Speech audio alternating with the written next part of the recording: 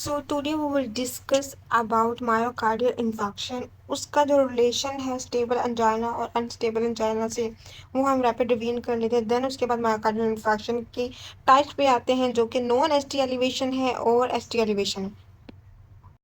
सो हम rapid revision कर लेते हैं। तो होता यूँ है कि जब भी आपके पास कोई पेशेंट आता है तो या तो जो होता है वो मायोकार्डियल इन्फेक्शन का पेशेंट होता है या तो है वो एंजाइना का पेशेंट होता है। मीन्स के दोनों में ही चेस्ट पेन होता है। तो उसको डिफरेंशिएट करने के लिए डॉक्टर जो है उसके कार्डियक बायोमार्कर्स लेता है। कार्डियक बायोमार्कर्स अगर तो है पॉजिटिव, मीन्स के ट्रोपोनिन अगर वो पॉजिटिव होता है तो वो जो है मायोकार्डियल इन्फेक्शन में चला जाता है, या तो NSTMI है या STMI है।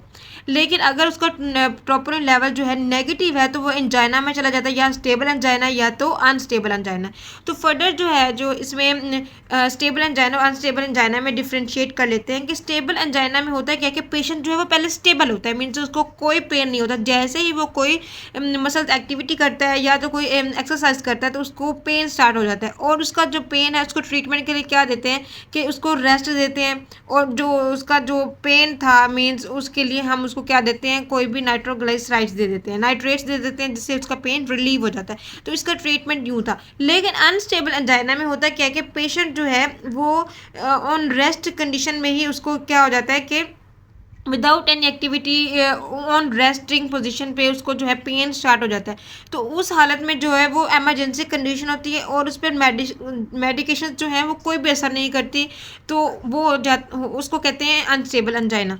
और stable angina unstable angina differentiate ये भी है कि जो उसमें स्टेबल एंजाइना में स्टेबल प्लाक होता है जो कि कोरोनरी आर्टरी में जमा हुआ होता है, लेकिन अनस्टेबल में जो प्लाक है वो रप्चर हो जाता है जो कि पार्शली ब्लॉक कर देता है कोरोनरी आर्टरी को। तो ये था हमारा स्टेबल एंजाइना और स्टेबल एंजाइना में डिफ्रेंशिएट।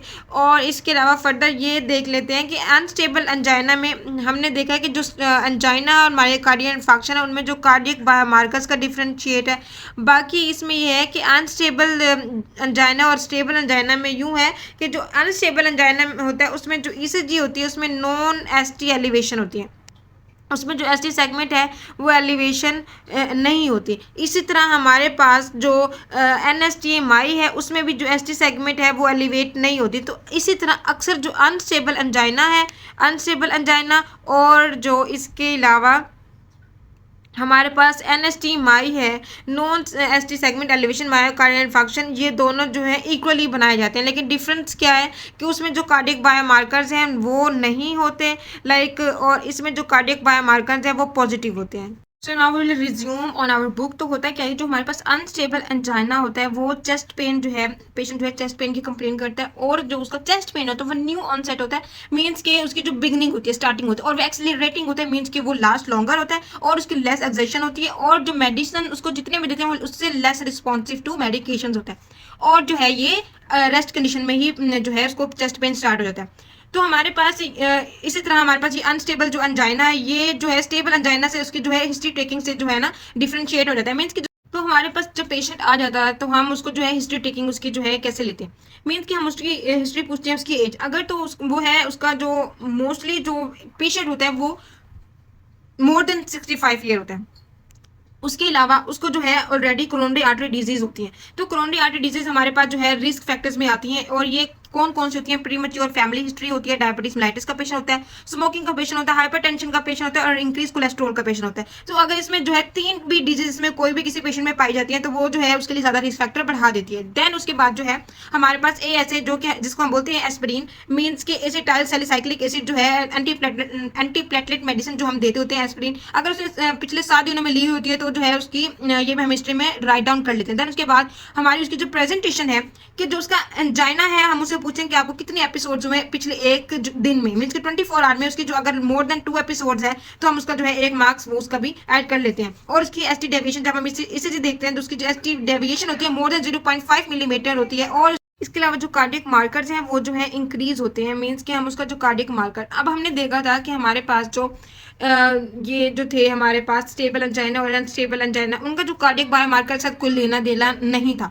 तो हमारे पास अनस्टेबल एंजाइना में हम इसी को इक्वल टू नॉन STMI से क्यों करें, क्योंकि इधर जो है हमारे पास कार्डियक मार्कर जो है वो इंक्रीज होते हैं, दैट्स वाई जो है ये दोनों इक्वली काउंट होते हैं। तो हम जो है इनकी नंबरिंग कर लेंगे, अगर जैसे जैसे इसकी इनकी नंबरिंग कर लेंगे। इसी तरह जो उनका स्कोर है, टोटल जो स्कोर है वो 0 to 7 बनता है। इसी तरह अगर रिस्क स्कोर इनका 0 to 7 में से मोर देन 3 होता है तो वो जो है उसको बहुत जो है क्रोनिक एमआई में काउंट किया जाता है, जिसको हम एंजियोग्राफी के लिए जो है रेकमेंड कर देते हैं। तो हम इसकी अब आते हैं डायग्नोज की तरफ। तो डायग्नोज की तरफ जब हम आते हैं तो हमें पता है कि इसमें जो एनएसटी माई है, मायोकार्डियल इन्फार्क्शन और अनस्टेबल अंजाइना में, अनस्टेबल अंजाइना में जो है इसका हमने यहाँ पर देखें कि हमारे पास जो मार्कर्स है इनमें हिस्ट्री ट्रेकिंग जब हम करते हैं, ये जो है हमारे पास इसका टीएमआई जो रिस्क स्कोर है वो होना ज़रूरी है। उसके अलावा जो है हमारे पास unstable angina is not associated with elevated cardiac marker, हम पिछले पढ़ चुके हैं, but ST changes can be seen on ECG, means कि उसके जो कार्डियक मार्कर्स हैं वो तो एसोसिएट नहीं है, उसका उनका कोई ताल्लुक ही नहीं है, वो मायोकार्डियल इन्फार्क्शन में आते हैं। लेकिन जो ईसीजी है वो चेंजेस हो सकते हैं, मींस कि ईसीजी में जो अभी हमने देखा तो एसटी सेगमेंट जो है डेविएट हो जाए मोर देन 0.5, तो वो जो है उसको अनस्टेबल एंजाइना और एनएसटीएमआई में काउंट किया जाता है। इसके अलावा एनएसटीएमआई जो है इसको डायग्नोज करते हैं by serial cardiac enzyme and ECG. NSTEMI हमें पता है कि कार्डियक जो बायोमार्कर्स होते हैं ट्रोपोनिन आई टी जो है, इसके अलावा और भी हैं प्रोटीन्स जो हम चेक करते हैं जो कि लीक हो जाती हैं after myocardial infection into the blood. तो और ईसीजी चेक करते हैं जिसमें जो है एसटीएमआई यूं होगा जो नॉन एसटी जो है मींस के एसटी सेगमेंट जो है वो एलिवेट नहीं होगा। तो ईसीजी और कार्डियक एंजाइम के थ्रू जो है इनका हम डायग्नोज कर लेते हैं। अब हम आते हैं ट्रीटमेंट की तरफ। तो इसका जो ट्रीटमेंट है हम थोड़ा उसको एलिविएट करके पढ़ते हैं। तो होता ही हो कि जब हमारे पास पेशेंट आता है तो हम उसको क्लोजली मॉनिटर करते हैं, देन उसके बाद जो है हम उसका ऑक्सीजन की सैचुरेशन चेक करते हैं। अगर तो वो लेस देन 90% और ब्रीथ जो है उसकी नहीं मतलब ब्रीथलेस है तो हम उसको ऑक्सीजन जो है एडमिनिस्टर कर लेते हैं। पेशेंट को हो रहा है पेन, तो उसके पेन के लिए जो हम उसको देते हैं एनाल्जेसिक्स देते हैं। एनाल्जेसिक जो है उसमें यूं होता है कि हम उसको मॉर्फिन दे देते हैं। मॉर्फिन देने के बाद उसका पेन हो गया कम। मॉर्फिन के बाद ये तो हमारा हो गया चेस्ट पेन के लिए उसका ट्रीटमेंट। देन उसके बाद हम देते हैं उसको नाइट्रेट्स। नाइट्रेट्स होता ही है कि हम उसके जो नाइट्रेट्स हैं वो सबलिंगुअल देते हैं। नाइट्रेट सबलिंगुअल देने की वजह क्या है कि उसमें जो सबलिंगुअल है जब हम उसको देते हैं या उसको आईवी भी दे सकते हैं, तो इसकी वजह ये होती है कि वो मोर एब्जॉर्बेंट हो जाती है, जिसकी वजह से जो है आर्टरी जो है वो डायलेट कर देते हैं। डायलेट आर्टरी के बाद होता ही है कि उसमें जो ब्लड फ्लो है वो क्या हो जाएगा हार्ट की तरफ, मींस डायलेशन के बाद जो है उसके हार्ट के ऊपर जो बर्डन है वो कम हो जाएगा, ब्लड फ्लो जो है इजिली फ्लो करेगा। देन उसके बाद हम उसकी ट्रीटमेंट में मोस्टली हम क्या देंगे, एंटीप्लेटलेट थेरेपी देंगे। एंटीप्लेटलेट थेरेपी हमारे पास कौन सी होती है, एस्प्रिन होती है। एस्प्रिन देते हैं with combination of second agent जो कि हमारे पास होता है क्लोपिडोग्रेल। तो देन ऑनवर्ड हम पेशेंट को देते हैं बीटा ब्लॉकर्स जो कि तब दी जाती है जब उसके जो हीमोडायनामिक्स है, लाइक पेशेंट जो है हाइपरटेंसिव है या टैकीकार्डिक है या जो है उसका जो लीवर फंक्शन है वो लेस देन 40% हो, तब उसको जो है हम ये बीटा ब्लॉकर्स देते हैं। देन उसके बाद जो है हम उसको मजीद मेडिसिन दे देते हैं लो मोलेकुलर वेट, जैसे कि हमारे पास है हेपारिन। इसकी जो एग्जाम्पल है वो है इनोक्सापेरिन। इनोक्साप्रीन दे देते हैं और ये क्या करता है, ये क्लॉट फॉर्मेशन में मींस जो कोरोनरी आर्टरीज होती हैं उनको प्रिवेंट करता है। जब क्लॉट फॉर्मेशन नहीं होती तो जाहिर बात है उसका जो रिस्क फैक्टर्स है मायोकार्डियल इन्फार्क्शन की तरफ जाते हुए वो कम हो जाते हैं। So now we will cover treatment from book. तो acute treatment of symptoms is the same as that for stable angina and consist of clopidogrel, unfractionated heparin and enoxaparin। ये हम पहले पढ़ चुके हैं कि मींस के जो एक्यूट ट्रीटमेंट है सिम्टम्स को जो है हम उसको जो है क्योर करेंगे बाय क्लोपिडोग्रेल, जो हमने पढ़ा था कि सेकंड एजेंट है with combination of antiplatelet therapy जो कि हम एस्पिरिन के साथ दे रहे थे। देन उसके बाद हम हेपारिन भी देते हैं। हेपारिन जो है हम क्यों देते हैं, ताकि जो उसकी जो क्लोट फॉर्मेशन है कोरोनरी आर्टरीज में वो प्रिवेंट हो जाए। और इसके अलावा हमारे पास जो एनोक्साप्रिन है ये हमारे पास भी हेपारिन की तरह ही एक मेडिसिन है जो कि क्या करती है, लो मोलेकुलर वेट होती है और ये क्लॉट फॉर्मेशन में प्रिवेंट करती है।